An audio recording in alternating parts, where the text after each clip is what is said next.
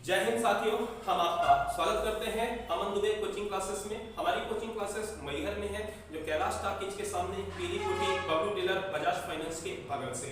आज हम बहुत ही महत्वपूर्ण टॉपिक आपके सामने लेकर आए हैं। जैसा कि आप व्हाइट बोर्ड में देख भी पा रहे होंगे, वायुमंडल। आज हम वायुमंडल को पढ़ेंगे और वायुमंडल की इन परतों को भी हम पढ़ेंगे कि वायुमंडल में कितनी लेयर पाई जाती है। यह पर्यावरण का एक बहुत ही ज्यादा महत्वपूर्ण टॉपिक है, जो हाल ही में एग्जाम जो आया है वर्ग 3 का, जिसमें ये वैकेंसी आई है, जिससे आप लोग के लिए जो पर्यावरण जो सब्जेक्ट है उसमें ये बहुत ही ज्यादा इंपॉर्टेंट एक टॉपिक है, जैसा कि आप व्हाइट बोर्ड में देख भी पा रहे होंगे। आज का टॉपिक है वायुमंडल। तो चलिए वायुमंडल को पढ़ना चालू करते हैं। सबसे पहले तो आपको ये पता होना चाहिए कि वायुमंडल में, हमारे इस वायुमंडल में कितनी गैसें पाई जाती हैं। तो हमारे इस वायुमंडल में दोस्तों आप देख पा रहे होंगे कि यहाँ पर नाइट्रोजन ये 78% पाई जाती है, कार्बन डाइऑक्साइड 0.03% पाई जाती है, ऑर्गन यह 0.93% पाई जाती है, और यदि बात करें ऑक्सीजन की तो 20.09% में यह ऑक्सीजन ये गैसें पाई जाती हैं। यानी हमारे पूरे वायुमंडल में इस प्रकार आपने देखा कि नाइट्रोजन, कार्बन डाइऑक्साइड, ऑर्गन और यह बात करें तो ऑक्सीजन जैसी गैसें पाई जाती हैं। यदि बात करते हैं वायुमंडल की, तो वायुमंडल में 5 प्रकार की परतें पाई जाती हैं। कितने प्रकार की परतें? 5 प्रकार की। जैसा कि जो सबसे पहली परत है उसे हम क्षोभमंडल कहते हैं, यानी जिसे हम ट्रोपोस्फीयर कहते हैं। जो दूसरी परत है समतापमंडल, इसे हम स्ट्रेटोस्फीयर कहते हैं। जो तीसरी परत है जिसे हम मध्यमंडल कहते हैं, इसे हम मेसोस्फीयर कहते हैं।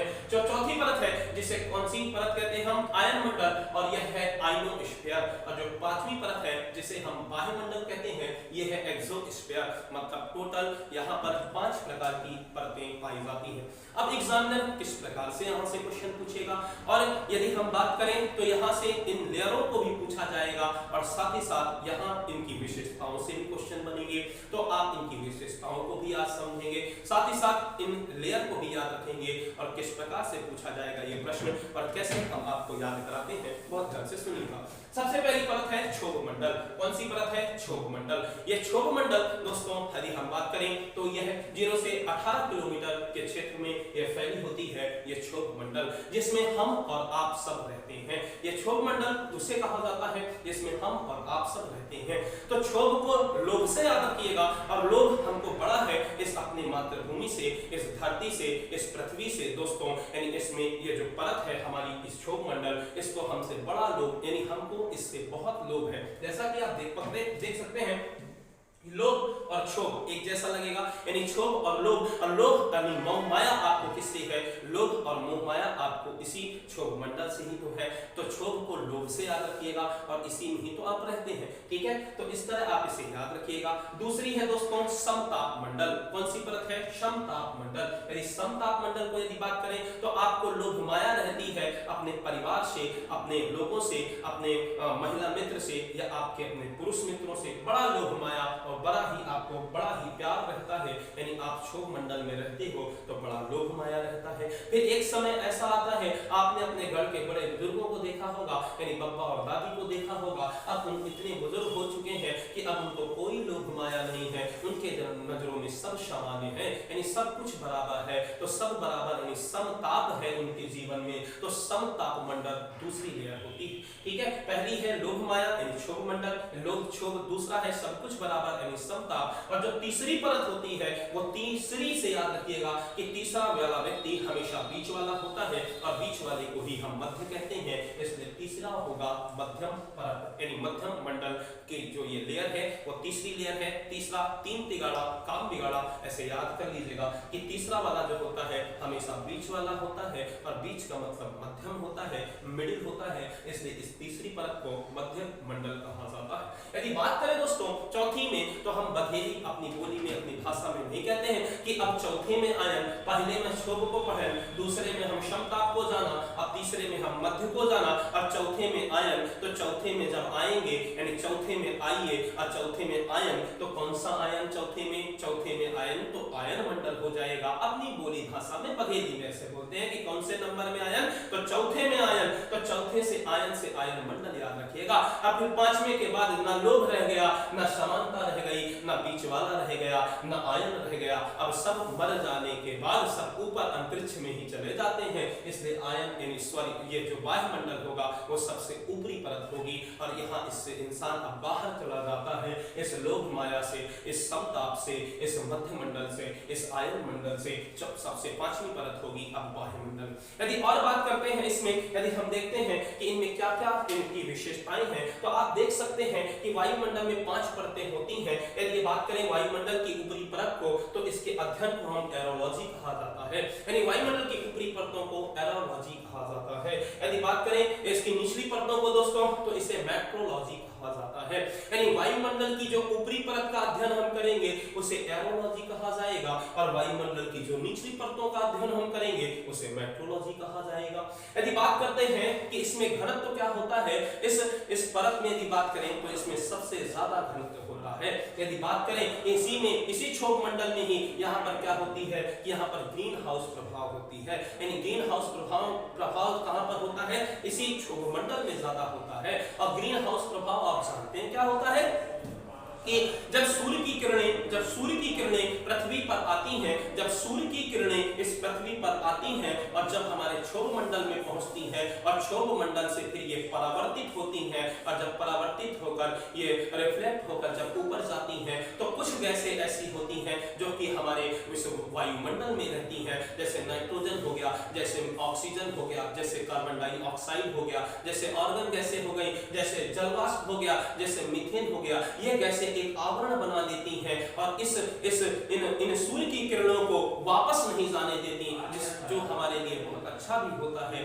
और यहाँ पर एक क्या हो जाता है, यहाँ पर आप देखेंगे कि यहाँ पर एक गर्मी भी रही आती है। अगर ऐसा ना होता, अगर ये परिवर्तित ना होती, तो हम क्या होता, हमारे इस वायुमंडल में, इस क्षोभ मंडल में बहुत ही ज्यादा ठंडी पड़ती, जिससे हमारा रहना मुश्किल हो जाता और -18 डिग्री तक टेम्परेचर हो जाता। याद रखिएगा, इसलिए ये हमारे लिए अच्छा रहा कि ये गैसों ने ऐसा आवरण बनाया और सूर्य की किरणों को आने के बाद वापस नहीं जाने दिया, नहीं तो हम रह ना पाते, इतनी ठंडी हो जाती। और आज हम देखें कि इसीलिए हमारे यहाँ जो सामान्य ताप होता है वो 15 डिग्री सेंटीग्रेड तक होता है, याद रखिएगा, ठीक है।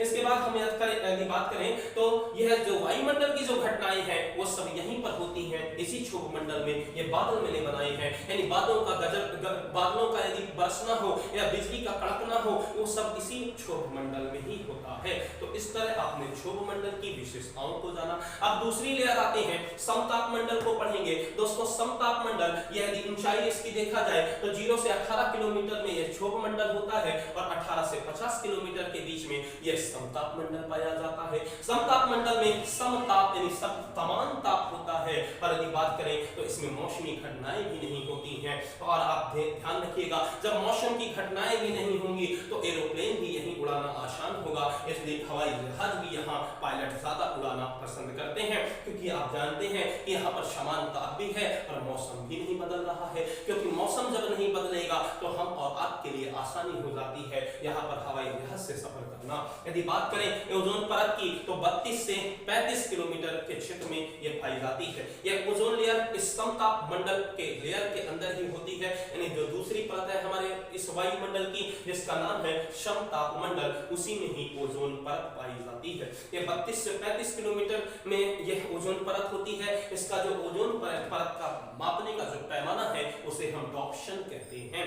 और ओजोन लेयर आप सब जानते हैं कि यह ओजोन लेयर हमारे लिए कितनी उपयोगी है, क्योंकि ये सूर्य से आने वाली हानिकारक पराबैंगनी किरणों को रोक लेती है, हमारे इस क्षोभ मंडल में नहीं आने देती है। और आप देखेंगे कि उसमें भी हमने इतना इसको नुकसान पहुंचा दिया है कि यहाँ पर क्लोरोफ्लोरोकार्बन, यह फ्रिज और रेफ्रिजरेटर यानी फ्रिज और यह एयर कंडीशनर से निकलने वाली यानी एसी से निकलने वाली ये गैसें, हम यह क्लोरोफ्लोरोकार्बन जो ओजोन परत को बहुत ही ज्यादा नुकसान पहुंचा रही है, याद रखिएगा, ठीक है। यदि बात करते हैं दोस्तों, अब बात करते हैं हम तीसरी लेयर जिसे हम मध्यमंडल कहते हैं। और इसी मध्यमंडल में आप देखेंगे यही सबसे ठंडी परत भी होती है। और इसी मध्यमंडल में आप देखेंगे कि उल्का पिंड भी यहीं से आकर टकराकर परिवर्तित हो जाता है। यानी उल्का पिंड जो आप देखते हैं कि आपने तारों को देखा होगा, तारे आते हैं और आप आसमान की ओर जब निहारते हैं और ऐसे नहीं कहते हैं कि अपन ने क्या कर लिया, उससे अपनी विश मांग ली, अपने विश विश पूरी कर लिया, तो वो एक ऐसा होता है कि एक अंधविश्वास की बातें होती हैं। बाकी आप आसमान को देखकर अपनी विश मांग लेते हो या जो भी करते हो, वो तो सिर्फ एक क्या हो गई, ये तो एक अंधविश्वास की बात हो गई। बाकी ये जो उल्का पिंड चमकते हुए आते हैं, वो सब यही जो ये हमारे जो तीसरी लेयर है मध्यमंडल, उसी से ही टकराकर वहीं पर समाप्त हो जाते हैं। क्योंकि मध्यमंडल बहुत ही ज्यादा घर्षण युक्त होता है, इसलिए यहाँ से ही टकराकर वो खत्म हो जाते हैं। तो ये मध्यमंडल भी हमारी रक्षा करता है और आप देखेंगे कि इस उल्का पिंड को वो आने नहीं देता। यदि बात करें चौथी लेयर की दोस्तों, तो चौथी लेयर है हमारी आयन मंडल, और इस आयन मंडल में आप देखेंगे कि रेडियो तरंगे यहीं से परिवर्तित होती, रेडियो तरंगे यहीं से परिवर्तित होती हैं, तो जिससे हमको आसानी हो जाती है